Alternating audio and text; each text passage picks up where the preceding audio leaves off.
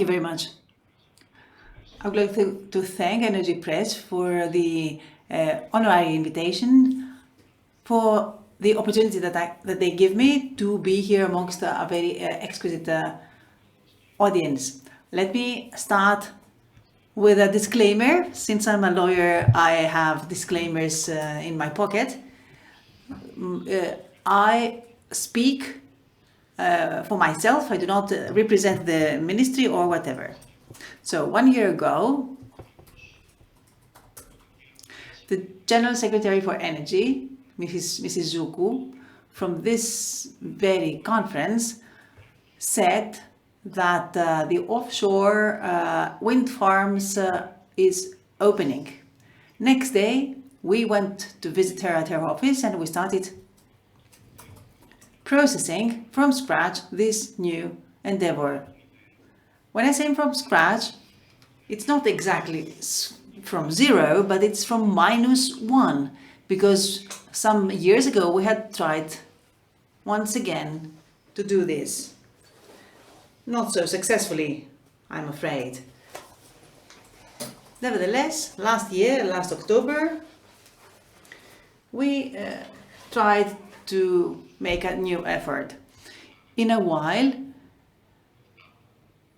we are expecting the announcements of our proposals as the optimum solution for this branch to start operating in Greece. Allow me to share some things with you so that you understand how we reached this decision. When you start planning something from scratch, it is good to make one step backwards and ask, why do I want to do this?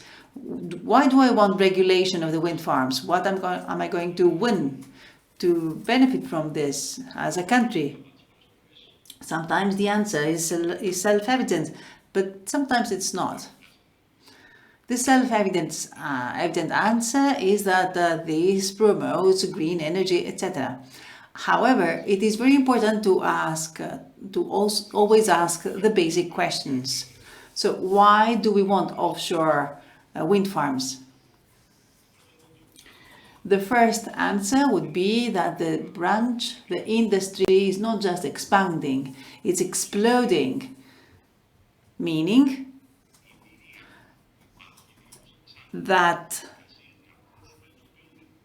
our experiences are being optimized and they're deepened and become more solid.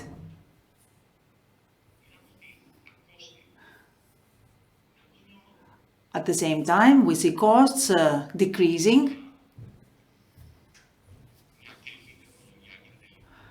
and I'm not speaking about expensive technologies that become less expensive. If the Bloomberg analysis approaches an $80 or 73 or 76 euros for a unit, based on this information, we see that we reach the prices of the land farms. The floating platforms are in the same spectrum of prices. They are still higher, but there is margin to improve this situation. So this was the answer to our first question. The second question would be, why in Greece? Because there are many studies which I haven't read. I haven't read any of the research that has been done that characterizes the Aegean area as an impressively wealthy area for this kind of an endeavor.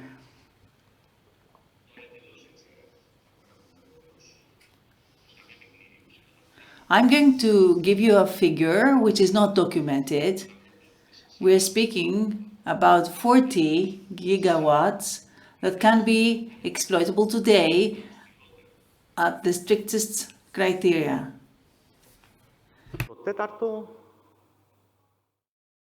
στο γιατί να κάνουμε.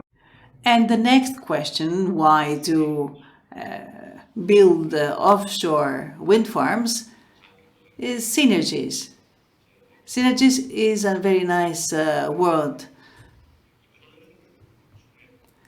Here we can achieve many goals with one effort. For example, we can have better management of the connectivity of islands.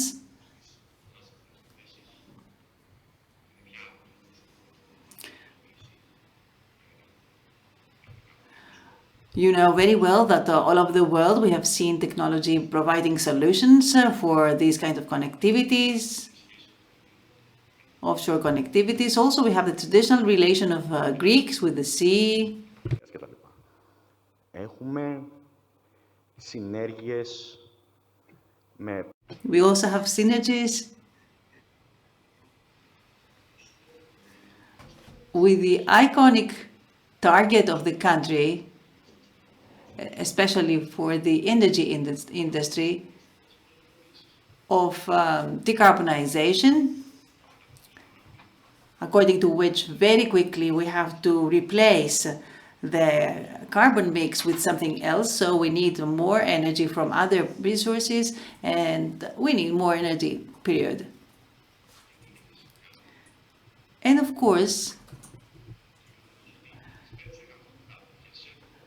we have to consider that the land capacity, the land-borne capacity, at some point will reach a limit.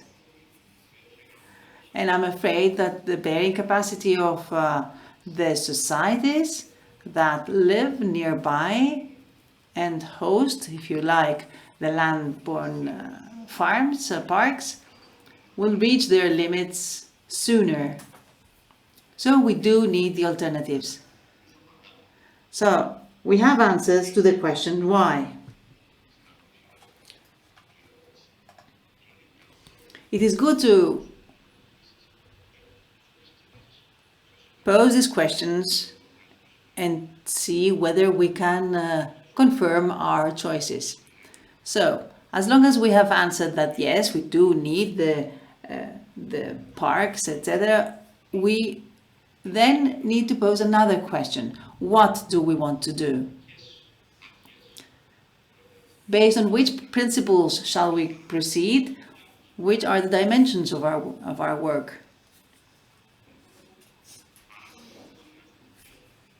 Από την αρχή είναι τρεις. Πρώτον, the parameters that we considered were first, the security for the investors. We wanted to reach a framework that would be steady and safe for investment intensive endeavors. Second, we would like this framework to be fast and efficient. We don't want to have a law that would remain in paper. And number three is providing benefit to the public interest. This is a very serious concern in every public work. We have to cover the energy needs of the population. At the same time, respecting the environmental, financial, and social dimensions of our environment. The chair urges the speaker to finish. So when in the case of any conflict, for example, when we say that I'm going to give you a cheap solution, a fast solution, and a good solution, which one would you choose? We chose all three of these, and we provide a framework which protects the public interest, is safe for the investors, and it's quickly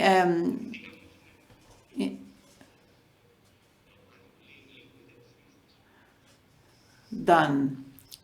With a little help from my friends, we managed to proceed to this solution. Our friends here came in the face of EBRD that provided access to know-how and talents.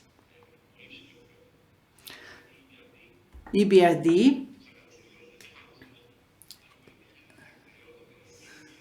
helped a lot in this endeavor.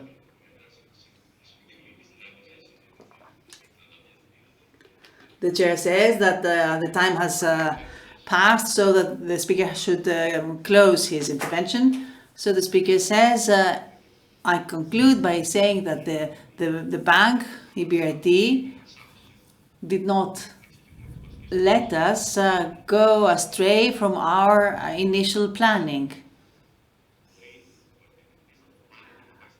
and stay on the investable road. Thank you very much for inviting me here,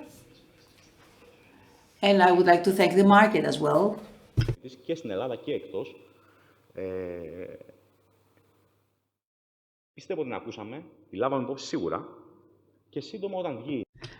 So in the next few weeks or months, we're waiting for the announcement,